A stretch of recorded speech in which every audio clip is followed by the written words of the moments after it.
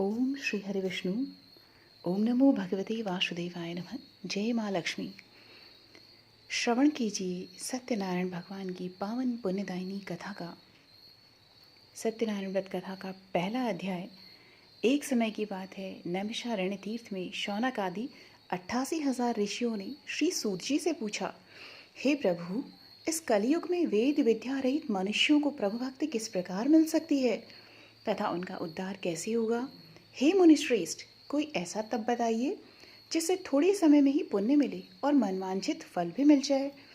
इस प्रकार की कथा सुनने की हम इच्छा रखते हैं।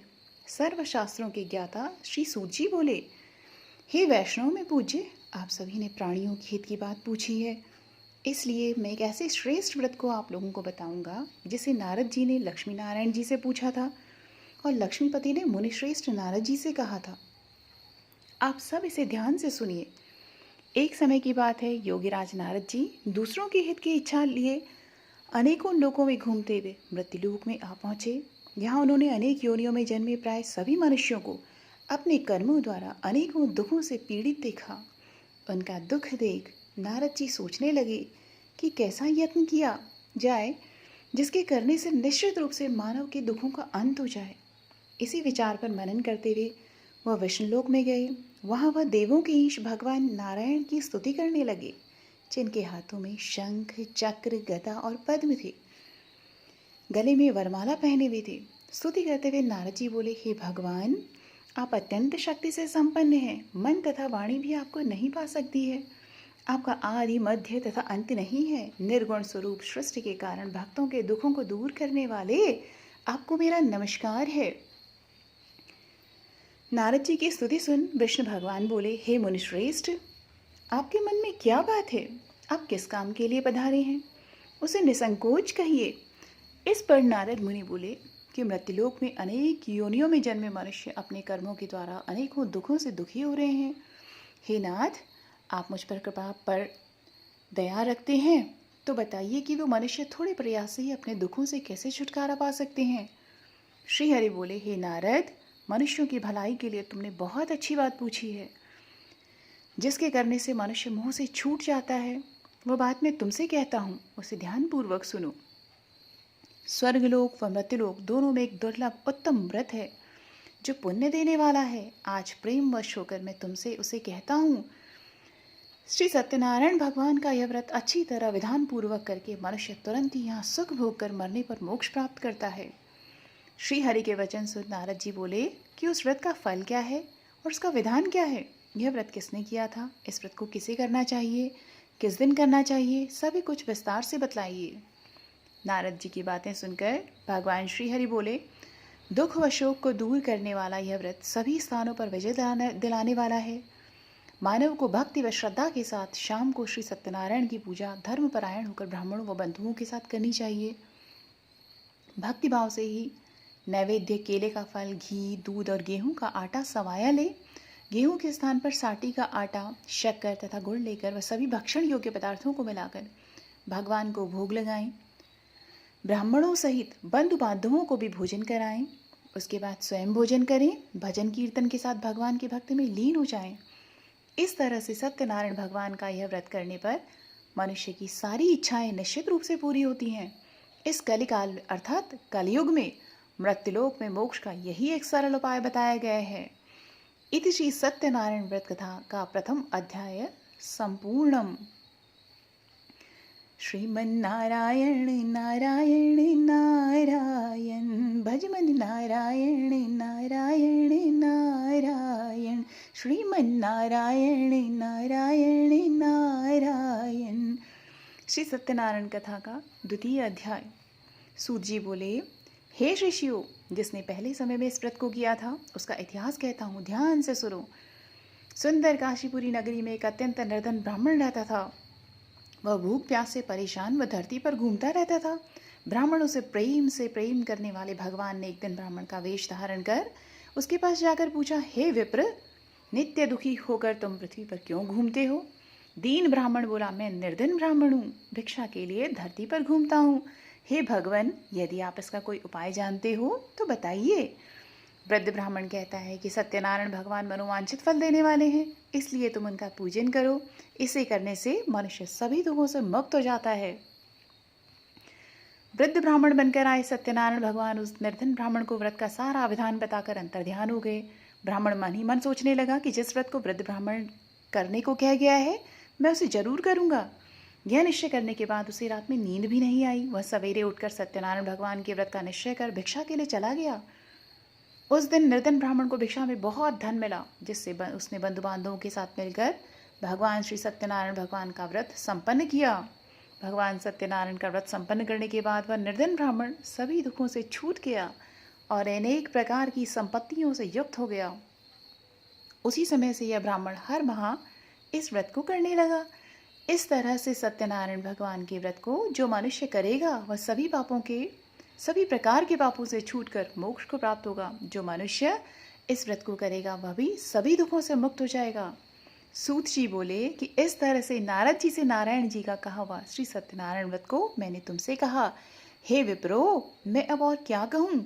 ऋषि बोले, हे मुनिवर, संसार में उस विप्र से सुनकर और किस किस ने इस व्रत को किया, हम सब इस व्रत बात को सुनना चाहते हैं। इसके लिए हमारे मन में श्रद्धा का भाव है। सूत जी बोले, हे मुनियों, जिसने इस व्रत को किया है वह सब सुनो। एक समय वही विप्र धन और ऐश्वर्य के अनुसार अपने बंधु बांधवों के साथ इस व्रत को करने को तैयार हुआ। उसी समय एक लकड़ी बेचने वाला बूढ़ा आदमी आया और लकड़ियां बाहर रखकर अंदर ब्राह्मण के घर में गया। प्यास से दुखी व लकड़हारा उनको व्रत करते देख विप्र को नमस्कार कर पूछने लगा, आप ये क्या कर रहे हैं तथा इसके करने से क्या फल मिलेगा, कृपया मुझे बताइए। ब्राह्मण ने कहा कि सब मनोकामनाओं को पूरा करने वाला यह सत्यनारायण भगवान का व्रत है। इनकी कृपा से ही मेरे घर में धन धान्य आदि की वृद्धि भी है। विप्र से सत्यनारायण व्रत के बारे में जानकर लकड़हारा बहुत प्रसन्न हुआ। चरणामृत लेकर वह प्रसाद खाने के बाद वह अपने घर गया। लकड़हारे ने अपने मन में संकल्प किया कि आज लकड़ी बेचने से जो धन मुझे मिलेगा उसी से मैं भगवान श्री सत्यनारायण का उत्तम व्रत करूंगा। मन में इस विचार को लेकर बूढ़ा आदमी सर पर लकड़ियां रखकर उस नगर में बेचने गया जहाँ धनवान लोग रहते थे। उस नगर में उसे अपनी लकड़ियों का दाम पहले से 4 गुना अधिक मिला। बूढ़ा ब्राह्मण प्रसन्नता के साथ दाम लेकर केले, शक्कर, घी, दूध, दही और गेहूं का आटा ले और सत्यनारायण भगवान के व्रत की अन्य सामग्रियां लेकर अपने घर गया। वहां उसने अपने बंधु बांधवों को बुलाकर विधि विधान के साथ भगवान सत्यनारायण का पूजन और व्रत किया। इस व्रत के प्रभाव से वह बूढ़ा लकड़हारा धन पुत्र आदि से युक्त होकर संसार के समस्त सुख भोग कर अंतकाल में बैकुंठ धाम चला गया। इति श्री सत्यनारायण व्रत कथायामो 2य अध्याय संपूर्णम। श्रीमन्नारायण नारायण नारायण भजमन नारायण नारायण नारायण। श्री सत्यनारायण भगवान की जय हो। श्री सत्यनारायण कथा का 3य अध्याय। सूत जी बोले, हे श्रेष्ठ मुनियों, अब आगे की कथा कहता हूँ। पहले समय में उल्कामुख नाम का एक बुद्धिमान राजा था। वह सत्यवक्ता और जितेंद्रिय था। प्रतिदिन देवस्थानों पर जाता और निर्धनों को धन देकर उनके कष्ट दूर करता था। उसकी पत्नी कमल के समान मुख वाली तथा सती साध्वी थी। भद्रशिला नदी के तट पर उन दोनों ने श्री सत्यनारायण भगवान का व्रत किया। उसी समय साधु नाम का एक वैश्य आया। उसके पास व्यापार करने के लिए बहुत सा धन भी था। राजा को व्रत करते देखकर वह विनय के साथ पूछने लगा, हे राजन, भक्तिभाव से पूर्ण होकर आप ये क्या कर रहे हैं? मेरी सुनने की इच्छा है, आप मुझे बताइए। राजा बोला, हे साधु, अपने बंधु बांधवों के साथ पुत्रादि की प्राप्ति के लिए महाशक्तिमान श्री सत्यनारायण भगवान का व्रत पूजन कर रहा हूँ। राजा के वचन सुनकर साधु आदर से बोला, हे राजन, मुझे इस व्रत का सारा विधान कहिए। आपकी कथा अनुसार मैं भी इस व्रत को करूंगा। मेरी भी संतान नहीं है और इस व्रत को करने से निश्चित रूप से मुझे संतान की प्राप्ति होगी। राजा से व्रत का सारा विधान सुन व्यापार से निवृत्त हो वह अपने घर गया। साधु वैश्य ने अपनी पत्नी को संतान देने वाले इस व्रत का वर्णन कह सुनाया और कहा कि जब मेरी संतान होगी तब मैं इसे अवश्य करूंगा। साधु ने इस तरह के वचन अपनी पत्नी लीलावती से कहे। एक दिन लीलावती पति के साथ आनंदित हो सांसारिक धर्म में प्रवृत्त होकर सत्यनारायण भगवान की कृपा से गर्भवती हो गई। 10वें महीने में उसके गर्भ से एक सुंदर कन्या ने जन्म लिया। दिनों दिन वह ऐसे बढ़ने लगी जैसे कि शुक्ल पक्ष का चंद्रमा बढ़ता है। माता पिता ने अपनी कन्या का नाम कलावती रखा। एक दिन लीलावती ने मीठे शब्दों में अपने पति को याद दिलाया कि आपने सत्यनारायण भगवान के जिस व्रत को करने का संकल्प किया था उसे करने का समय आ गया है। आप इस व्रत को करिए। साधु बोला कि हे प्रिय, इस व्रत को मैं उसके विवाह पर करूँगा। इस प्रकार अपनी पत्नी को आश्वासन दे गए वह नगर को चला गया। कलावती पिता के घर में रहकर वृद्धि को प्राप्त हो गई। साधु ने एक बार नगर में अपनी कन्या को सखियों के साथ देखा तो तुरंत ही दूत को बुलाया और कहा कि मेरी कन्या के योग्य वर को देखकर आओ। साधु की बात सुनकर दूत कंचन नगर में पहुंचा और वहां देखभाल कर लड़की के लिए सुयोग्य वाणिक पुत्र को ले आया। सुयोग्य लड़के को देख साधु ने बंधु बांधवों को बुलाकर अपनी पुत्री का विवाह कर दिया। लेकिन दुर्भाग्य की बात यह है कि साधु ने अभी भी श्री सत्यनारायण भगवान का व्रत नहीं किया। इस पर श्री भगवान क्रोधित हो गए और श्राप दिया कि साधु को अत्यधिक दुख मिले। अपने कार्य में कुशल साधु बनिया जमाई को लेकर समुद्र के पास स्थित होकर रत्नसारपुर नगर में गया। वहां जाकर दामाद ससुर दोनों मिलकर चंद्रकेतु राजा के नगर में व्यापार करने लगे। एक दिन भगवान सत्यनारायण की माया से एक चोर राजा का धन चुराकर भाग रहा था। उसने राजा के सिपाहियों को अपना पीछा करते देख चुराया हुआ धन वहां रख दिया जहां साधु अपनी जमाई के साथ ठहरा हुआ था। राजा के सिपाहियों ने साधु वैश्य के पास राजा का धन पड़ा देखा तो वह ससुर जमाई दोनों को बांधकर प्रसन्नता से राजा के पास ले गए और कहा कि उन दोनों चोरों को हम पकड़ लाए हैं, आप आगे की कार्यवाही की आज्ञा दें। राजा की आज्ञा से उन दोनों को कठिन कारावास में डाल दिया गया और उनका सारा धन भी उनसे छीन लिया गया। श्री सत्यनारायण भगवान से श्राप से कि जो साधु की पत्नी भी बहुत दुखी हुई। घर में जो धन रखा था उसे चोर चुरा कर ले गए। शारीरिक तथा मानसिक पीड़ा व भूख प्यास से अति दुखित हो अन्न की चिंता में कलावती के ब्राह्मण के घर गई। वहां उसने श्री सत्यनारायण भगवान का व्रत होते देखा। फिर कथा भी सुनी। वह प्रसाद ग्रहण कर रात को घर वापस आई। माता ने कलावती से पूछा कि हे पुत्री, तुम अब तक कहाँ थी? तुम्हारे मन में क्या है? कलावती ने अपनी माता से कहा, हे माता, मैंने एक ब्राह्मण के घर में श्री सत्यनारायण भगवान का व्रत देखा है। कन्या के वचन सुन लीलावती भगवान के पूजन की तैयारी करने लगी। लीलावती ने परिवार और बंधुओं सहित श्री सत्यनारायण भगवान का पूजन किया और उनसे वर मांगा कि मेरे पति तथा जमाई शीघ्र घर आ जाएं। साथ ही यह भी प्रार्थना की कि हम सबका अपराध क्षमा करें। श्री सत्यनारायण भगवान इस व्रत से संतुष्ट हो गए और राजा चंद्रकेतु को सपने में दर्शन दिया और कहा कि हे राजन, तुम उन दोनों वैश्यों को छोड़ दो और उनका जो तुम धन तुमने लिया है उसे वापस कर दो। अगर ऐसा नहीं करोगे तो मैं तुम्हारा धन, राज्य व संतान सभी को नष्ट कर दूंगा। राजा को यह सब बात कहकर वह अंतर्ध्यान हो गए। प्रातःकाल सभा में राजा ने अपना सपना सुनाया। फिर बोले कि वाणिक पुत्रों को कैद से मुक्त कर सभा में लाओ। दोनों ने आते ही राजा को प्रणाम किया। राजा मीठी वाणी में बोला, हे महानुभावों, भाग्यवश ऐसा कठिन दुख तुम्हें प्राप्त हुआ है, लेकिन अब तुम्हें कोई भय नहीं है। ऐसा कहकर राजा ने उन दोनों को नए वस्त्राभूषण भी पहनाए और जितना धन उनका लिया था उससे दुगना धन वापस कर दिया। दोनों वैश्य अपने घर को चल दिए। इति श्री सत्यनारायण व्रत कथायमो तृतीय अध्याय संपूर्णम। श्रीमन नारायण नारायण नारायण भजवन नारायण नारायण नारायण। सब बोलिए श्री सत्यनारायण भगवान की जय हो। श्री सत्यनारायण कथा चतुर्थ अध्याय। सूत जी बोले, वैश्य ने मंगलाचार करके अपनी यात्रा आरंभ की और अपने नगर की ओर चल दिया। उनके थोड़ी दूर जाने पर एक दंडी वेशधारी श्री सत्यनारायण भगवान ने उनसे पूछा, हे साधु, तेरी नाव में क्या है? अभिमानी वाणिक हंसता हुआ बोला, हे दंडी, आप क्यों पूछते हो? क्या धन लेने की इच्छा है? मेरी नाव में तो बेल व पत्ते भरे हुए हैं। वैश्य की कठोर वचन सुनकर भगवान बोले, तुम्हारा वचन सत्य हो। दंडी ऐसे वचन कह वहां से दूर चले गए। कुछ दूर जाकर समुद्र के किनारे बैठ गए। दंडी के जाने के बाद साधु वैश्य ने नित्य क्रिया के पश्चात नाव को ऊंची उठे देखकर अचंभा किया और नाव में बेल पत्ते आदि देखकर वह मूर्छित जमीन पर गिर पड़ा। मूर्छा खुलने पर वह अत्यंत शोक में डूब गया तथा उसका दामाद बोला कि आप शोक न मनाएं, यह दंडी का श्राप है, इसलिए हमें उनकी शरण में चलना चाहिए, तभी हमारी मनोकामना पूरी होगी। दामाद की बात सुनकर वह दंडी के पास पहुंचा और अत्यंत भक्तिभाव से नमस्कार करके बोला, मैंने आपसे जो असत्य वचन कहे थे उनके लिए आप मुझे क्षमा करें। ऐसा कहकर महान शोकातुर हो रोने लगा। तब दंडी भगवान बोले, हे वणिक पुत्र, मेरी आज्ञा से बार बार तुम्हें दुख प्राप्त हुआ है, तू मेरी पूजा से विमुख हुआ है। साधु बोला, हे भगवान, आपकी माया से ब्रह्मा आदि देवता भी आपके रूप को नहीं जानते, तब मैं ज्ञानी भला कैसे जान सकता हूँ? आप प्रसन्न होइए, मैं अपनी सामर्थ्य के अनुसार आपकी पूजा करूँगा, मेरी आप रक्षा करो और पहले के समान मेरी नौका को धन से भर दो। साधु वैश्य के भक्तिपूर्वक वचन सुनकर भगवान प्रसन्न हो गए और उसकी इच्छानुसार वरदान देकर अंतर्ध्यान हो गए। ससुर जमाई जब नाव पर आए तो नाव धन से भरी हुई थी। फिर वहीं अपने अन्य साथियों के साथ सत्यनारायण भगवान का पूजन कर अपने नगर को चल दिए। जब नगर के नज़दीक पहुँचे तो दूत को घर पर खबर करने के लिए भेज दिया। दूत साधु की पत्नी को प्रणाम कर कहता है कि मालिक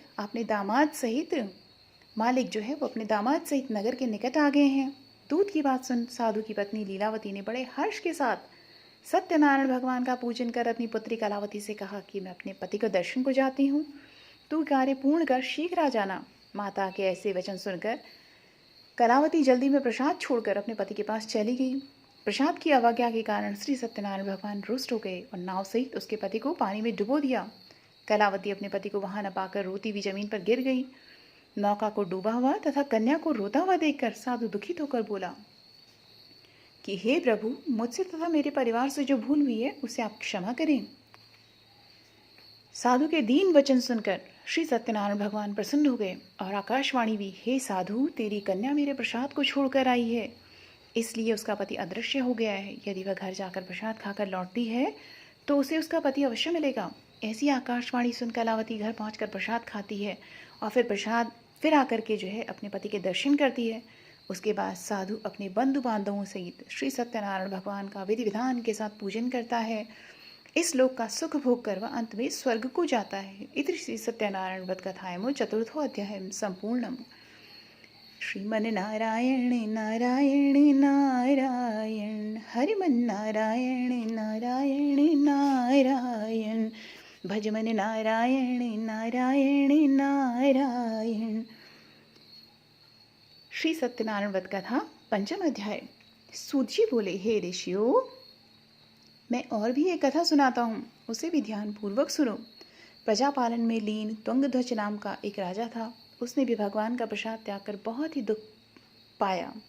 एक बार वन में जाकर वन्य पशुओं को मारकर वह बड़ के पेड़ के नीचे आया। वहाँ उसने ग्वालों को भक्ति भाव से अपने बंधु बांधवों के सहित सत्यनारायण भगवान का पूजन करते देखा। अभिमानवश न राजा वहाँ गया और न उसने प्रसाद ही ग्रहण किया और ना ही उसने भगवान को नमस्कार किया। ग्वालों ने राजा को प्रसाद दिया, लेकिन वह प्रसाद नहीं खा करके प्रसाद को वहीं छोड़कर अपने नगर को चला गया। जब वह नगर के पास पहुंचा तो वहाँ सब कुछ तहस नहस हुआ पाया उसने, तो वह शीघ्र ही समझ गया कि ऐसा भगवान ने ही किया है।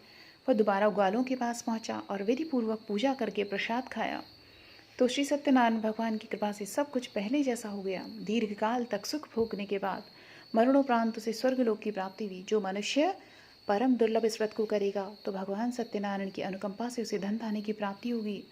निर्धन धनी हो जाता है और भयमुक्त हो जाए जीवन जीता है। संतानहीन मनुष्य को संतान सुख मिलता है और सारे मनोरथ पूर्ण होने पर मानव अंत काल में बैकुंठ धाम को जाता है। सूत जी बोले, जिन्होंने पहले समय में इस व्रत को किया है, अब उनके दूसरे जन्म की कथा कहता हूँ। वृद्ध शतानंद ब्राह्मण ने सुदामा का जन्म लेकर मोक्ष की प्राप्ति की। लकड़हारे ने अगले जन्म में निषाद बनकर मोक्ष प्राप्त किया। उल्कामुख नाम का राजा दशरथ होकर बैकुंठ को गए। साधु नाम के वैश्य ने मोरध्वज बनकर अपने पुत्र को आरे से चीरकर मोक्ष पाया। महाराज तुंगध्वज ने स्वयंभू होकर भगवान में भक्तियुक्त हो कर्म कर मोक्ष प्राप्त किया। इति श्री सत्यनारायण व्रत कथायाम पंचम अध्याय संपूर्णम। सब बोलिए श्रीमन नारायण नारायण नारायण, भज मन नारायण नारायण नारायण।